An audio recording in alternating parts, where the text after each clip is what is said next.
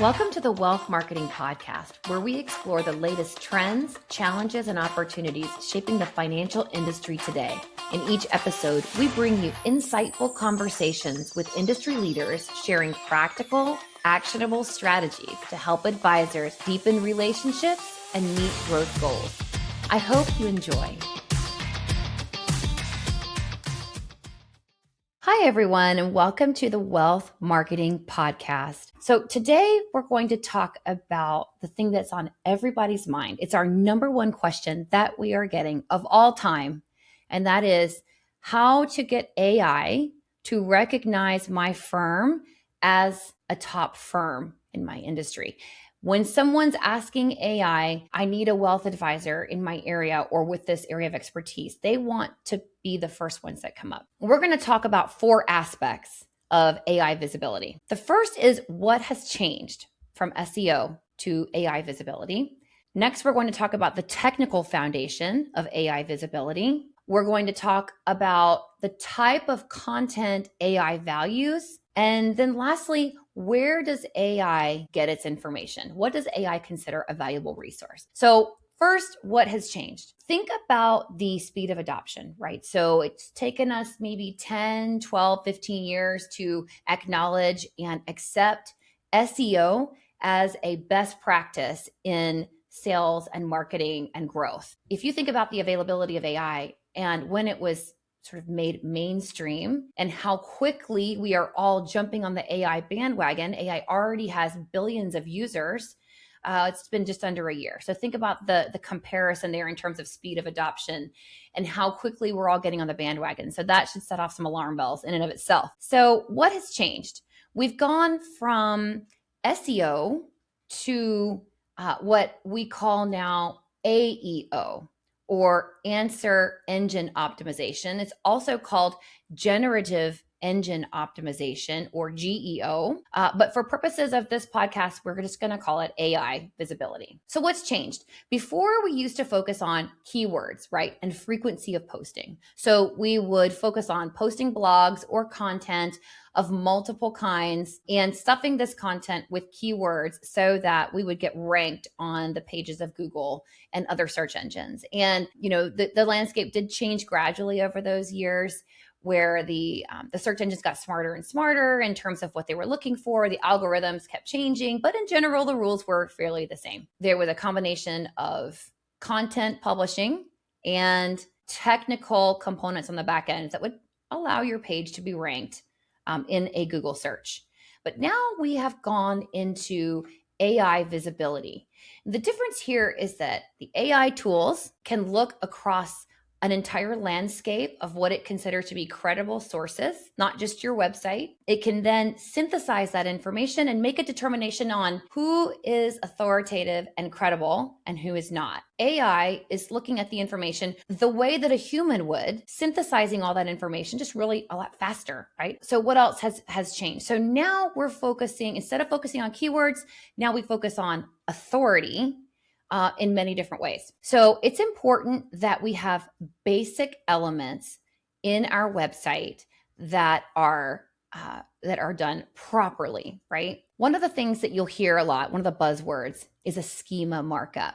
So you want to add structured information on the back end of your website that tells a search engine exactly who you are and what you do and how you serve. And this should be for every single page. Another buzzword you might hear, EEAT. So AI is evaluating experience, expertise, authoritativeness, and trustworthiness. So every advisor in your firm should have a bio with credentials, years of experience. Your content needs to be authored by a person in your firm, not just the firm. We need to be citing sources, providing links to credible resources so that AI can see, is this person credible or not? AI is also not going to trust a broken, janky website. If it's slow, if it has broken links, if there are errors on your website, AI is not going to rank you highly. So These are all things that you should fix immediately. There's also tools that you can use to evaluate the effectiveness of your website. We use SEMrush. SEMrush is going to give you a score, and it's going to give you a to-do list of things that you need to do right away to fix your website. It's important that you have a fast loading time. It's important that you have a sitemap for every page. It's important to use Google Search Console. Make sure there's no crawling errors. All of these things are going to work together to make sure that the machines are able to crawl your website and read the information. So that's going to lead to the next piece of the puzzle, and that is content. So we know that content is important. I've lectured about this so much. So what kind of content actually works? FAQ type of content. Any content that's going to answer questions that humans naturally ask is going to rank higher. So one of the best practices that we're doing is everything we're publishing now is really answering a basic question that a person might be searching for. If you're writing FAQs in a conversational human tone, using exact phrasing that your own clients might be using, right? That's going to rank highly with a machine who's looking for credible content. Answering questions like, do you need a family office? When is a time that a family should consider a family office? What's the difference between a family office and a multifamily office? What's the difference between an investment manager and a multifamily office? These are all questions that people are actually searching for and asking AI.